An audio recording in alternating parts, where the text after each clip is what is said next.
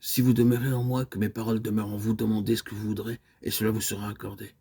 Si vous portez beaucoup de fruits, c'est ainsi que mon Père sera glorifié et que vous serez mes disciples. Jean 15, 7.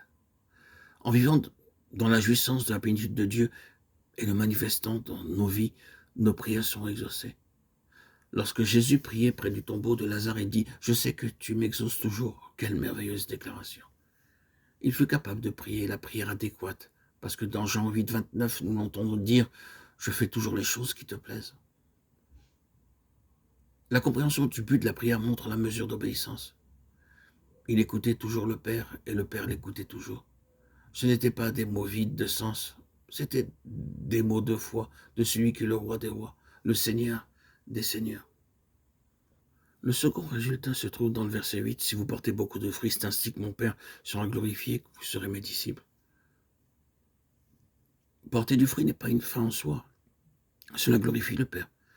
Lorsque Dieu choisit la nation d'Israël, tout ce qu'il fit, il le fit pour cette vigne. Mais en dépit de tous ces privilèges, la nation d'Israël porta des grappes sauvages. À cause de cela, alors que le nom de Dieu aurait dû être honoré et glorifié, il fut blasphémé au milieu des siens. Il en est de même aujourd'hui lorsque nous ne vivons pas dans la plénitude de Dieu, que nous ne la manifestons pas. Le nom de Dieu ne peut pas être glorifié. À cause de cela, il sera blasphémé.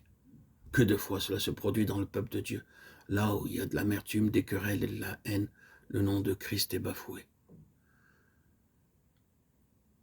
Jésus veut faire des disciples. Ce fut son dernier ordre. Ainsi vous serez mes disciples. Allez et faites des disciples. Il ne cherche pas des convertis, il n'est pas satisfait de cela, mais des disciples. Jésus recherche des disciples. Porter du fruit jusqu'à l'accomplissement de l'état de disciple.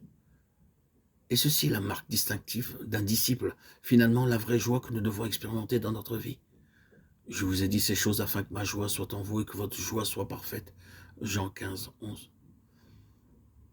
Un fruit portant la vie ne nous ravit pas la véritable joie. Lorsqu'un croyant demeure en Christ, il expérimente une joie intérieure. L'heure solennelle dans laquelle Jésus prononça ces paroles fut pour lui une de ces heures d'angoisse, de pression, d'opposition. Il se tenait à l'ombre de la croix. Judas s'en allait le trahir. Pierre allait le renier. Les soldats venaient pour le crucifier sur la croix cruelle.